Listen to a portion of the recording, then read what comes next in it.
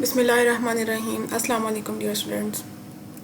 Welcome to the platform of Allied College of Health Sciences Multan. Students आज हमारा pharmaceutics का lecture number 7 है, viscosity part 2. My name is Dr. Samra Akbar and I am a PharmD graduate from Bahauddin Zikri University Multan.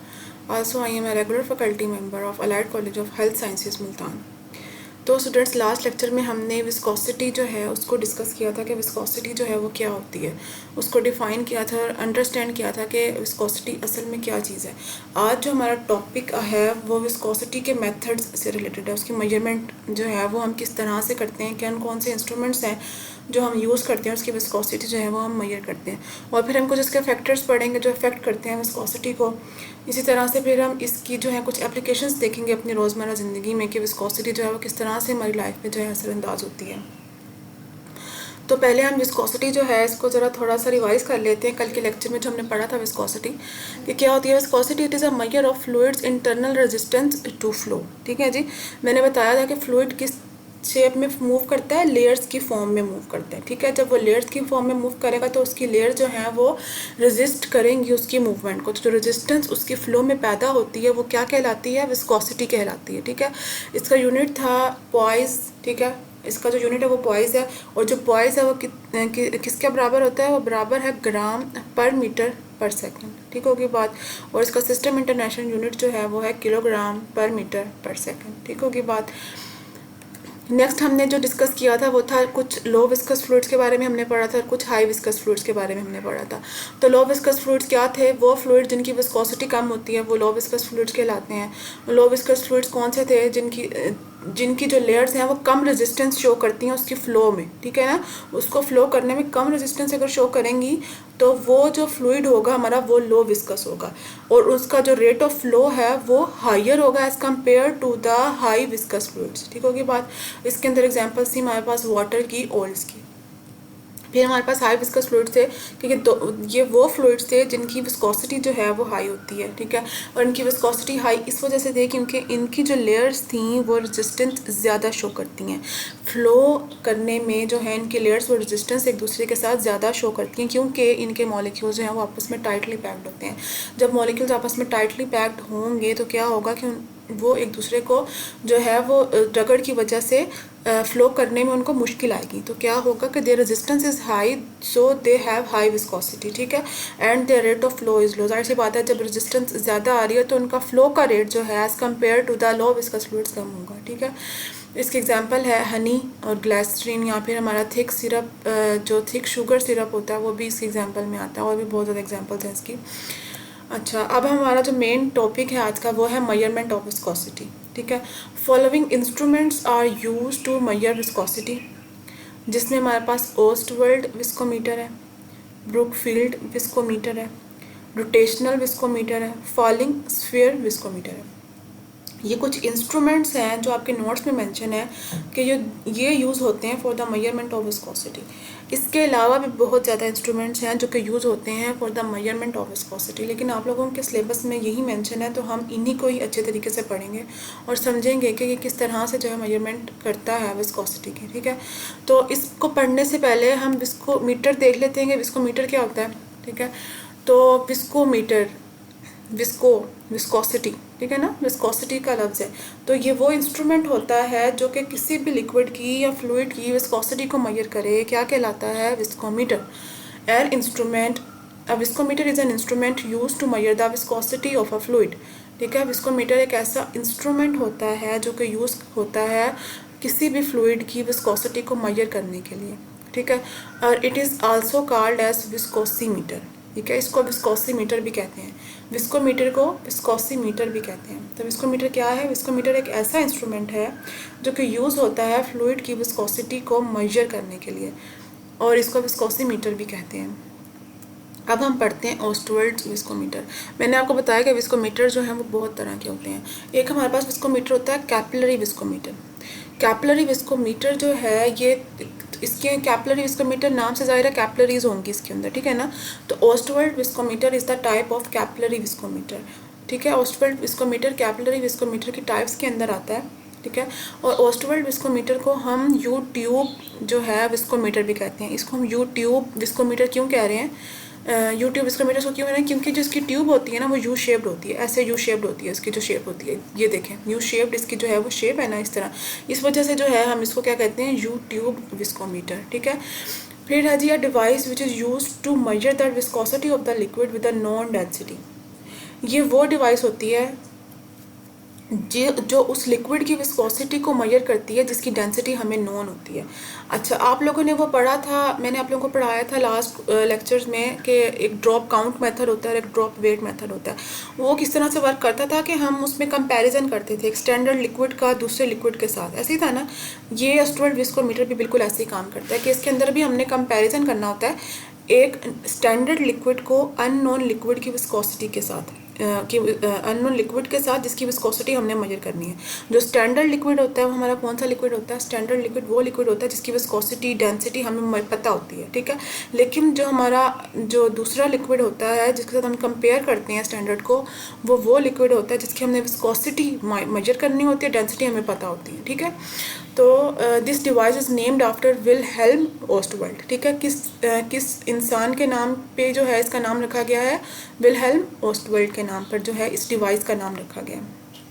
अब हम इसकी working देखते हैं कि किस तरह से काम करता है। देखो स्टूडेंट्स, ये ना यूट्यूब हमारे पास विस्कोमीटर है ना, देखो यहाँ पे इसके पास एक आर्म 1 होती है, एक होती है आर्म 2। ये इसकी आर्म 1 है, ये इसकी आर्म 2 है। ठीक है। ये इसका बल्ब A है, ये इसका बल्ब B है। ठीक है। इस बल्ब B के ऊपर नीचे 2 पॉइंट्स होते हैं जिन्हें हम कहते हैं C मार्क। ये वाला जो ऊपर वाला मार्क है ये कहते हैं, इसको कहते हैं हम C मार्क, और जो नीचे वाला है इसको हम कहते हैं D मार्क। ठीक हो गया। ठीक होगी बात कि हम इसको कहते हैं D मार्क, हमारा जो है ये लोअर मार्क जो है, ये देखें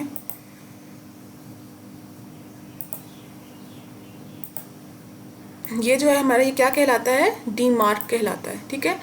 ऊपर वाला C मार्क होता है, नीचे वाला D मार्क होता है। तो क्या होता है कि जब हम इसके अंदर पानी डालते हैं ना आर्म 1 से जब हम पानी डालेंगे तो उसको हम जो है बल्ब A तक भरेंगे। ठीक है ना, बल्ब A तक भरेंगे।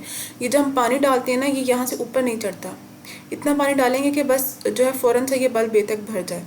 तो क्या होता है कि जब हम यहाँ पे पानी डालेंगे आर्म 2 से हम इस पानी को यहाँ से इस वाले पॉइंट से सक करेंगे तो ये पानी जो है यहाँ पर इस वाले बल्ब के अंदर आ जाएगा, इस वाले बल्ब से मूव करके इस वाले बल्ब के अंदर आ जाएगा। ठीक है ना, इस कैपिलरी ट्यूब से जब मूव करेगा और इस बल्ब के अंदर आकर रुक जाएगा। ठीक है। सक जो हम करते हैं वो माउथ से भी कर सकते हैं और दूसरा शक्कर से भी कर सकते हैं। ठीक है। तो जब हम सक करेंगे तो पानी यहाँ से मूव होता हुआ बल्ब B के अंदर आ जाएगा, ऐसे ही होगा। फिर क्या होगा कि हम इसको छोड़ देंगे, यहाँ से ओपन छोड़ देंगे और इसका जो है हम टाइम नोट करेंगे कि कब जो पानी है वो पॉइंट C से पॉइंट D तक मूव हो जाएगा। ठीक है। पॉइंट C से पॉइंट D तक का जो टाइम होगा वो हम नोट कर लेंगे। इस ओस्टवर्ल्ड विस्कोमीटर के अंदर जो मेन चीज़ नोट करने की होती है वो होती ही टाइम है। ठीक है ना। जो हाई विस्कस सॉल्यूशंस होंगे वो ज़्यादा टाइम लेंगे मूव करने में, जो लो विस्कस सॉल्यूशंस होंगे वो कम टाइम लेंगे मूव करने में, ऐसे ही होगा ना। तो जो मेजर इसके अंदर चीज़ होती है मेजर करने की ओस्टवर्ल्ड विस्कोमीटर के अंदर वो होता है उसका टाइम। ठीक होगी बात। अब हम आगे देखते हैं इसका जो प्रिंसिपल है कि ओस्टवर्ल्ड विस्कोमीटर जो है वो किस प्रिंसिपल पे काम करता है। ओस्टवर्ल्ड विस्कोमीटर हमारा कौन सी टाइप का विस्कोमीटर था, कैपिलरी विस्कोमीटर का एक टाइप थी। ये पॉइजल्स लॉ पे जो है ये बेस करता है, किस लॉ पे बेस करता है, कैपिलरी विस्कोमीटर पॉइजल्स लॉ पे। और कैपिलरी विस्कोमीटर के अंदर ओस्टवर्ल्ड विस्कोमीटर आता है वो भी सेम इसी प्रिंसिपल के तहत जो काम करता है। वो देख लेते हैं कि कौन सा प्रिंसिपल है इसका। This method of measurement measures time taken for defined quantity of fluid to flow through a capillary with known diameter and length. ऐसे ही है ना कि ये जो मेथड है मेजरमेंट का, इसने क्या किया है, इसके अंदर हम टाइम को मेजर करते हैं जो कि किसी भी फ्लूइड की क्वांटिटी। ठीक है ना। अब यहाँ पे हम क्वांटिटी डालेंगे ना, यहाँ पे क्वांटिटी होगी फ्लूइड की जो इस मतलब कि जब यहाँ से यहाँ तक मूव करेगा फ्लूइड तो क्या होगा कि इस कैपिलरी से गुजर के यहाँ पे आएगा ना। तो क्या है के of quantity of fluid to flow through a capillary with known diameter and length, ठीक है। तो इस कैपिलरी से गुजरेगा, इसकी जो लेंथ होगी या इसका जो डायमीटर होगा वो भी हमें पता होना चाहिए, ठीक है। And is then compared with the time required to flow by a liquid of known viscosity usually water, ठीक है। और फिर हमने इसको कंपेयर करना है किसके साथ, एक ऐसे फ्लूइड के साथ जिसकी विस्कोसिटी हमें पता होती है। और यूजुअली वो स्टैंडर्ड लिक्विड हम हमेशा वाटर ही लेते हैं। कौन सा लेते हैं, वाटर ही लेते हैं यूजुअली स्टैंडर्ड लिक्विड, ठीक है। तो समझ आ गया है कि ऑस्टवर्ड विस्कोमीटर किस प्रिंसिपल के तहत काम करता है, पॉइजल्स लॉ के तहत काम करता है।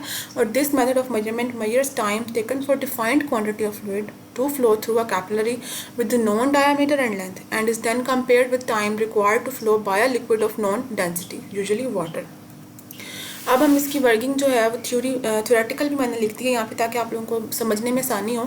The viscometer is filled with liquid up to bulb A through first arm.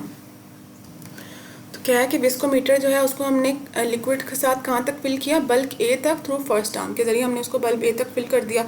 फिर हमने लिक्विड को सक किया through the second arm to point C of the bulb, ठीक है।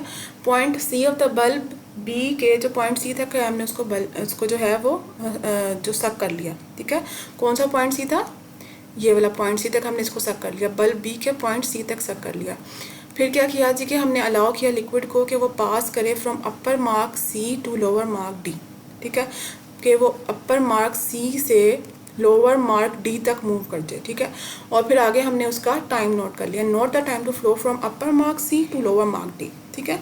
Now the viscosity of liquid can be calculated by using formula. अब वो formula कौन सा है, eta1 divided by eta2 is equals to density of one first liquid into time taken by the first liquid, ठीक है, divided by density of second liquid into multiply मतलब कि multiply by time taken by the second liquid, ठीक है। ईटा हमारी क्या थी, viscosity थी। विस्कोसिटी ऑफ फर्स्ट लिक्विड, अगर आप फर्स्ट करेंगे, फर्स्ट लिक्विड हमारा स्टैंडर्ड वाटर है, इसकी विस्कोसिटी हमें पता होगी, ऐसे ही है। और सेकंड विस्कोसिटी जो है उसकी हमने फाइंड आउट करनी है, N2 वैसे ही रहेगा, ठीक होगी बात। Is equals to density of first liquid water है, उसकी डेंसिटी हमें पता होगी। और जो टाइम हमारे पास आया था स्टैंडर्ड लिक्विड का वो हम नोट करेंगे, वो हम यहाँ पे इसके साथ मल्टीप्लाई कर देंगे डेंसिटी के साथ। फिर हम इसको डिवाइड करेंगे ρ2 इंटू T2। ρ2 क्या है, density of the second liquid, जो जिसकी हम विस्कोसिटी फाइंड आउट कर रहे हैं, वो भी डेंसिटी हमें पता है, वो भी हमने लिख ली। और टाइम उसका भी हमने निकाल लिया कि उसने जो मार्क सी से डी तक मूव किया उसने कितना टाइम लिया मूव करने में। तो इस सारी वैल्यूज़ को हम जब सॉल्व करेंगे तो हमारे पास eta2 जो है वो निकल आएगी, मतलब कि डेंसिटी मतलब कि viscosity of the second liquid जो है हम निकल आएगी। तो ये एक मेजरमेंट का एक मेथड है, एक इंस्ट्रूमेंट है जिसके ज़रिए हम विस्कोसिटी जो है डिफरेंट लिक्विड्स की वो मेजर कर सकते हैं। नेक्स्ट जो है हमारा लिक्विड जो हमारा इंस्ट्रूमेंट है वो है falling sphere viscometer. Falling sphere viscometer जो है इसका ये बेस करता है on the principle of Stokes law. जो स्टोक्स लॉ है वो इसका बेसिस है कि इसके प्रिंसिपल पे ये फॉलिंग स्फीयर विस्कोमीटर जो है ये काम करता है। और इसके अंदर जो एक मेन बात है बताने की वो ये है कि फॉलिंग स्फीयर विस्कोमीटर के अंदर जो हमारा फ्लूइड होता है ना वो स्टेशनरी होता है, लेकिन हमारा ऑस्टवर्ल्ड विस्कोमीटर के अंदर हमारा जो फ्लूइड था वो स्टेशनरी नहीं था। स्टेशनरी मतलब साकिन, रुका हुआ एक जगह पे नहीं था। हमारा जो फ्लूइड था वो यहाँ से यहाँ मूव करता है, फिर यहाँ से यहाँ मूव करता है, तो ये मतलब कि स्टेशनरी नहीं है ना। लेकिन हमारा जो फॉलिंग स्फीयर विस्कोमीटर है उसके अंदर हमारा जो फ्लूइड होता है वो स्टेशनरी होता है। अब हम स्टोक्स लॉ देख लेते हैं पहले कि स्टोक्स लॉ क्या है। स्टोक्स लॉ जो है वो स्टेट करता है कि जब एक बॉडी किसी विस्कस मीडिया के अंदर फॉल करती है, चाहे वो विस्कस मीडिया लो विस्कस मीडिया या हाई विस्कस मीडिया है, तो वो कोई ना कोई हल्की फुल्की या ज़्यादा रेजिस्टेंस जो है वो फेस करेगी। ऐसे ही होता है ना, थोड़ी बहुत रेजिस्टेंस फेस करेगी। वो रेजिस्टेंस क्या करेगी, उसकी जो हरकत है उस बॉडी की उस पानी के अंदर उस हरकत को रेजिस्ट करेगी थोड़ी बहुत, ठीक है। तो ये स्टोक्स लॉ है, ठीक है। It states that when a body falls in a viscous media it experiences a resistance which oppose the motion of the fluid, ठीक है, कि जब एक बॉडी किसी भी विस्कस मीडिया में फॉल करती है तो उसको रेजिस्टेंस फेस करनी पड़ती है जो कि उसकी मोशन को या उसकी हरकत को जो है वो अपोज करती है। ऐसे ही है ना। फिर है जी working of falling sphere viscometer. अब ये जो फॉलिंग स्फीयर विस्कोमीटर है ना ये क्या होता है, फॉलिंग स्फीयर विस्कोमीटर जो है ना ये ना एक ग्लास ट्यूब होती है हमारे पास, जिसके अंदर हम जिस लिक्विड की हमने विस्कोसिटी मेजर करनी होती है वो हम उसके अंदर डालते हैं, ठीक है। और उसके अंदर फिर हम एक जो है बॉल जो है वो उसके अंदर डालते हैं, उस इनर ग्लास ट्यूब के अंदर बॉल डालते हैं, और वो जो बॉल है उसके ज़रिए हमें पता चलता है कि उस बॉल जो है वो कितना टाइम लेती है उसके एंड तक जाने पे। उसके एंड तक जाने के लिए वो कितना टाइम लेती है हम उसको मेजर करते हैं, ठीक है। तो क्या है कि working of falling sphere viscometer, the sample and ball are placed in the inner glass tube and allowed to reach temperature equilibrium with the water in the surrounding constant temperature jacket. ठीक है, क्या है कि sample और ball को हम inner glass tube के अंदर रख देते हैं और अलाउ करते हैं कि जो हमारा टेम्परेचर है उसका सैंपल का जो टेम्परेचर है वो इक्विलिब्रियम के अंदर आ जाए, मतलब एक जैसा हो जाए, किसके साथ, उस वाटर के टेम्परेचर के साथ जो कि क्या करता है उसकी जो कि क्या करता है उसके जैकेट के अराउंड जो वाटर मूव कर रहा होता है, उस वाटर के जितना टेम्परेचर जब हमारा सैंपल मेंटेन कर लेता है तो वो क्या हो जाता है, इक्विलिब्रियम के अंदर आ जाता है। ठीक है, अभी हम आगे इसकी जो है डायग्राम देखते हैं। ये देखें, ये हमारी ट्यूब है, ठीक है, जिसके अंदर जो है हमारा लिक्विड जो है हम डालते हैं, और ये हमारी बॉल है, स्फीयर है, ठीक है, और ये सराउंडिंग जो है उसका टेम्परेचर मेंटेन करने के लिए जो है हम यूज़ करते हैं। इसके अंदर जो है वाटर जो है वो मूव कर रहा होता है, तो क्या होता है कि जब हम इस लिक्विड को डालते हैं तो वो हो सकता है कि बहुत ज़्यादा गर्म हो या बहुत ज़्यादा ठंडा हो, तो फिर उसका जो टेम्परेचर है उसको मेंटेन करने के लिए यहाँ पे जो है वाटर जो है वो सराउंडिंग में मूव कर रहा होता है। इस वाटर की वजह से उसका टेम्परेचर जो है वो उसके वाटर के बराबर हो जाता है, ठीक है, मतलब कि टेम्परेचर इक्विलिब्रियम में आ जाता है, जितना हो जाता है। यही बात यहाँ पर की हुई है कि the sample and ball are placed in the inner glass tube and allowed to reach temperature equilibrium with the water in the surrounding constant temperature jacket. ठीक है, the tube and jacket are then inverted which effectively placed the ball at the top of the inner glass tube. ठीक है, यहाँ पे तो आपको जो ये दिखाया गया है, ये जो इंस्ट्रूमेंट है, ये जो पिक्चर शो हो रही है कि यहाँ पे जो हमारी स्फीयर है वो पहले से ही टॉप पर है, लेकिन होता कुछ यूँ है कि जो इंस्ट्रूमेंट है ना, ये इस तरह की शेप, मतलब कि पहले इस तरह से प्रेजेंट होता है कि जो बॉल है ये नीचे होती है बेस पे, और लिक्विड भी जो है वो मतलब कि इन्वर्टेड होता है। ये जो हमारा इंस्ट्रूमेंट है ऐसे होता है। तो फिर क्या करते हैं हम इसको जो है दोबारा से जो है इसको हम इन्वर्ट करते हैं, which effectively place the ball at the top of the inner glass tube. ठीक है, जो उसको इनर ग्लास ट्यूब की टॉप पर ले जाता है। The time for the ball to fall between the two marks is accurately measured and repeated several times. ठीक है जी, टाइम जो है जो बॉल फॉल करने में लेती है वो हम उसको मेजर कर लेते हैं, और इस प्रोसीजर को हम सेवरल टाइम्स जो है वो हम सेवरल टाइम्स जो है परफॉर्म करते हैं, ताकि हम जो अपनी विस्कोसिटी है उसको हम मेजर कर सकें। ठीक है, तो जो हाई विस्कस सब्सटेंस होगा वो क्या होगा, उसके लिए जो बॉल है उस बॉल को सॉल्यूशन में से गुजरने में कितना टाइम लगेगा, ज़्यादा टाइम लगेगा as compare to the solution which is low viscous. ठीक है जी, तो बॉल लो विस्कस सॉल्यूशन में से जल्दी गुजर जाएगी as compare to the solution, या फिर जो हमारा सोल्यूट है जो कि हाई विस्कस सब्सटेंस है, जैसा कि वाटर है, वाटर के अंदर से अगर हम बॉल गुजारेंगे तो एज़ कम्पेयर टू हनी जल्दी पास आउट हो जाएगी। ठीक है, लेकिन हनी में से जो है वो टाइम लेगी, आहिस्ता आहिस्ता आहिस्ता आहिस्ता एंड तक आएगी। ठीक है, तो ये इसका ही एक जो है वो विजुअल डायग्राम है, जिसमें आपको नज़र आ रहा है कि स्फीयर है, लिक्विड कंटेनर है, जिसके अंदर हम अपना सैंपल डालते हैं। ये मीटर स्केल है जिससे हम मेजर करते हैं कि जो बॉल है, जो 2 पॉइंट्स के अंदर बॉल ने कितना टाइम ले गुजरने में। ठीक है, और ये हमारा जो है नॉर्मल रूटीन में जो हम इसको मीटर्स लेबोरेटरीज के अंदर यूज़ करते हैं, ये वो उसकी विजुअल डायग्राम है।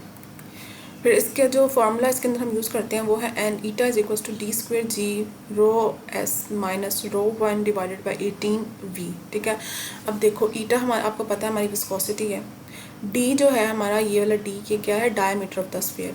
जो हमारे पास गोल स्फीयर था उसका जो डायमीटर है वो डी है।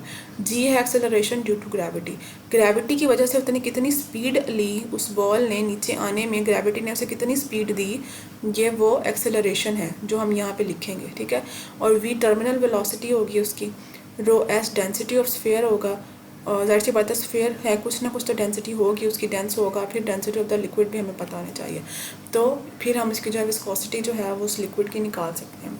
तो ये भी एक जो है एक इंस्ट्रूमेंट है जिसके ज़रिए जो है हम विस्कोसिटी जो है डिफरेंट लिक्विड्स की, फ्लूइड्स की जो है वो हम फाइंड आउट कर सकते हैं। ठीक है, कि हम एक जो है वो बॉल लेते हैं और उसको हम एक ट्यूब के अंदर डालते हैं जिसके अंदर हमारा सैंपल पड़ा होता है, और वो जब उस सैंपल में से गुज़रती है तो हम उसकी विस्कोसिटी जो है मेजर कर लेते हैं। High viscous solution, high viscous fluid होगा तो वो ज़्यादा टाइम लेगा गुजरने में बॉल, और अगर लो विस्कस सॉल्यूशन है तो उससे कम टाइम लगेगा कि वो कम टाइम लगेगा और वो जल्दी जो है एंड तक पहुंच जाएगी। ठीक है, अब हम अपना नेक्स्ट जो इंस्ट्रूमेंट है वो डिस्कस करते हैं, जो कि है रोटेशनल विस्कोमीटर। ठीक है, रोटेशनल विस्कोमीटर जो है ना, ये amongst the most widely used viscometer है। मतलब कि एक ऐसा विस्कोमीटर है जो कि बहुत ज़्यादा जो है इस्तेमाल किया जाता है। ठीक है, रोटेशनल विस्कोमीटर जो है, अब हम इसकी वर्किंग देखते हैं। ये किस प्रिंसिपल पे बेस होता है? Based on the principle that the fluid whose viscosity is being measured is sheared between the two surfaces.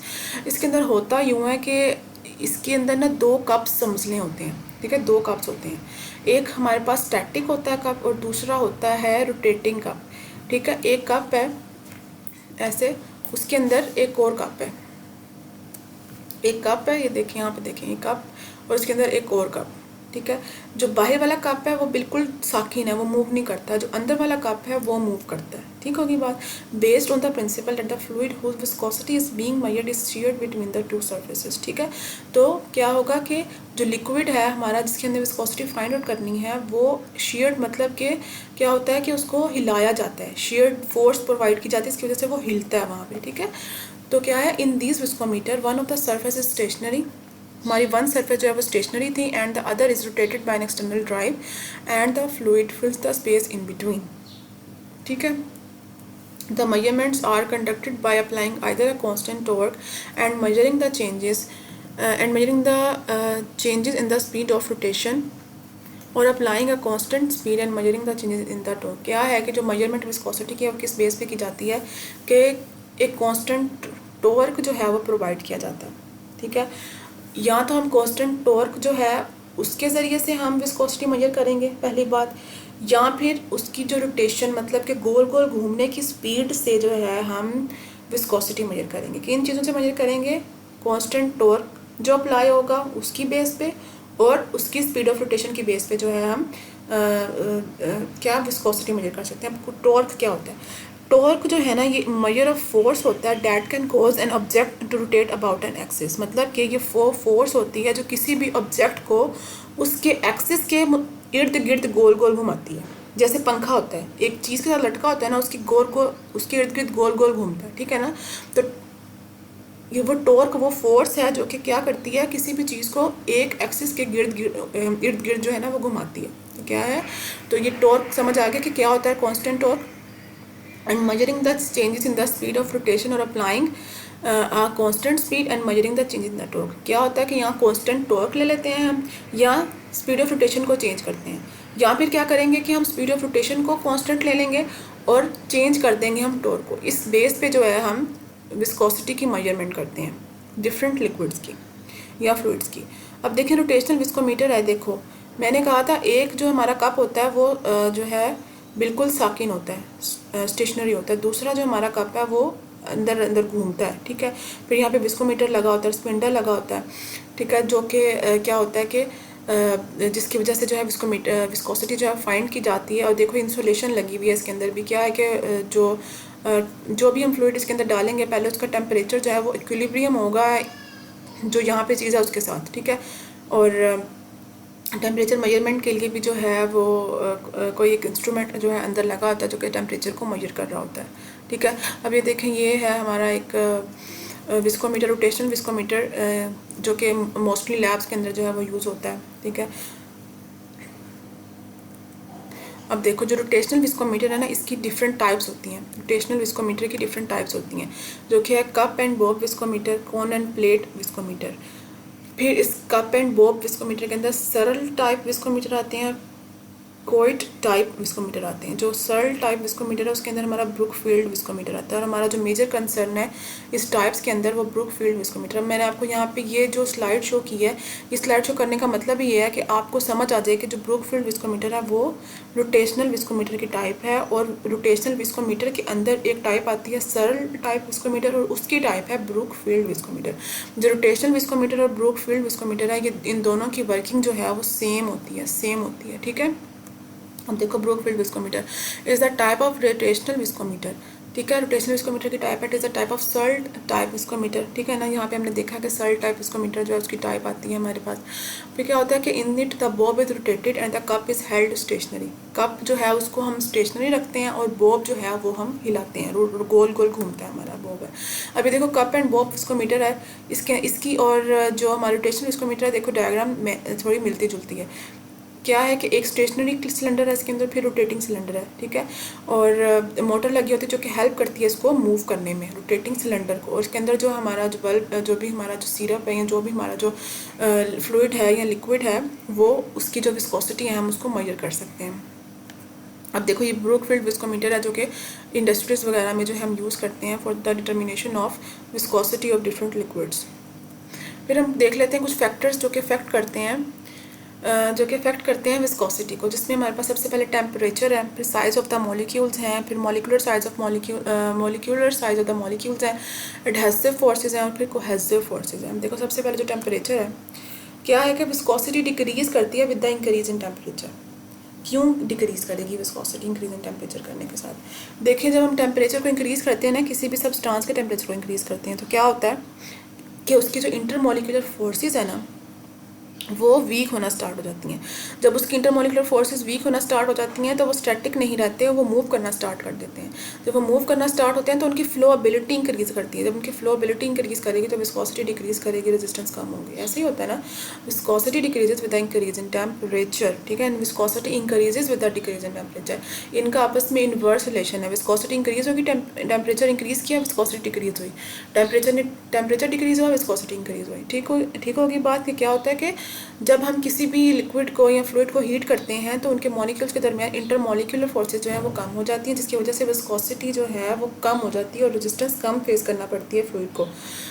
जैसे कि हनी की एग्जांपल लें अगर आप, तो सर्दियों में क्या होता है, हनी की फ्लोएबिलिटी ज़्यादा कम होती है as compare to the flowability of honey in summers में फिर भी हनी जो है वो ईजिली फ्लो कर लेता है, लेकिन विंटर्स में बिल्कुल भी जो है उसकी फ्लोएबिलिटी ज़्यादा नहीं होती, बहुत जो है वो आराम से कह लें कि बाहर निकलता है। ऐसे ही है।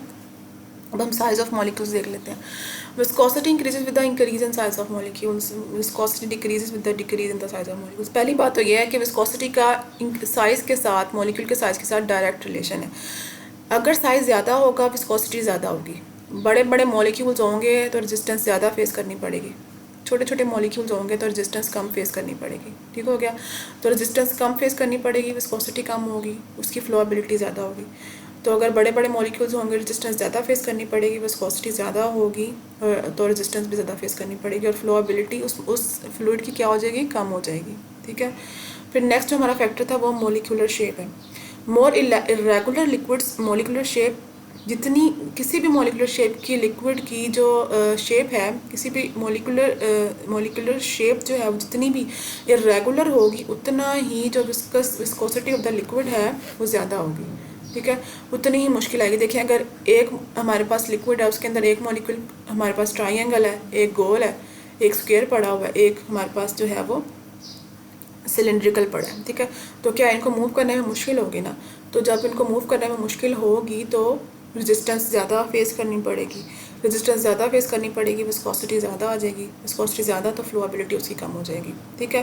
फिर क्या है, मोर रेगुलर लिक्विड्स मॉलिक्यूलर शेप, जितनी लिक्विड के मॉलिक्यूल्स की शेप रेगुलर होगी, स्फीयर होंगे, तो क्या होगा कि विस्कोसिटी ऑफ द लिक्विड उतनी ही कम होगी, रेजिस्टेंस कम तो फिर विस्कोसिटी भी कम होगी, फ्लोएबिलिटी ज़्यादा हो जाएगी।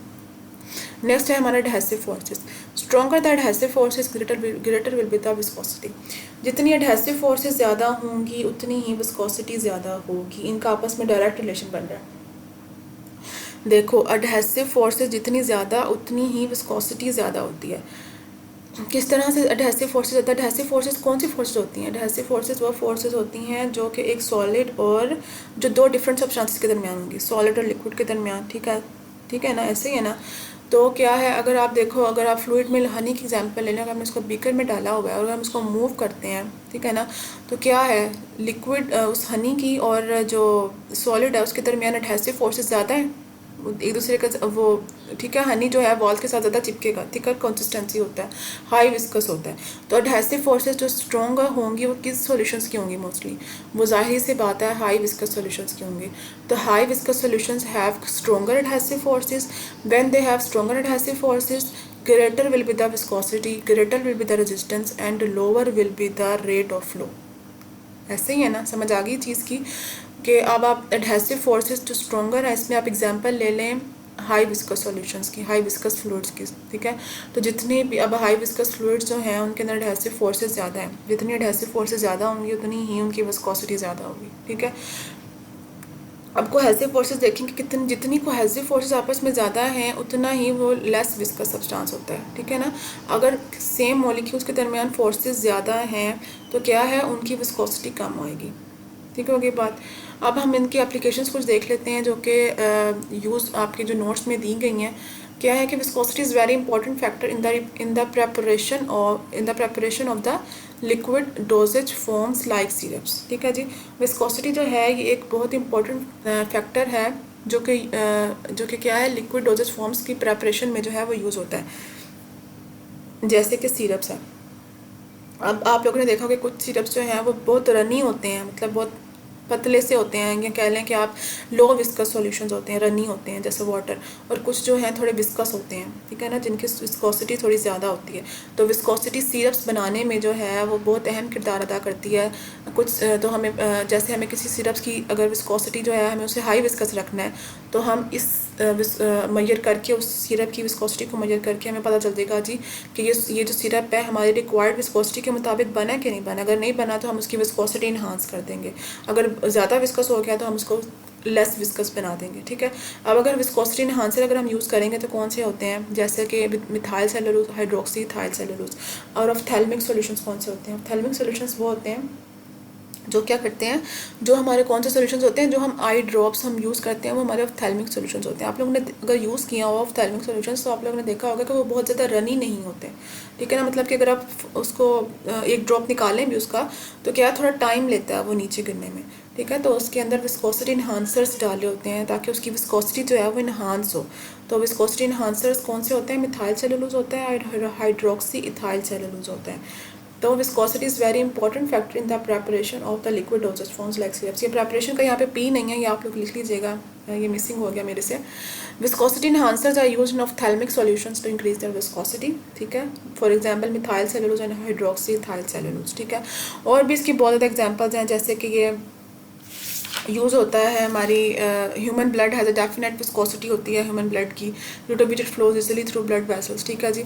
अगर इससे कम ज़्यादा हो जाएगी, कम हो जाएगी तब भी वो हमें वो जो है सही तरह से फ़्लो नहीं करेगा या ज़्यादा फ़्लो करेगा, ठीक है। और अगर हाई विस्कस हो जाएगा तो फ़्लो ही नहीं करेगा बिल्कुल भी, तो फिर क्या होगा कि हमें मुश्किल होगी, हमें बीमारियाँ हो जाएंगी बहुत ज़्यादा।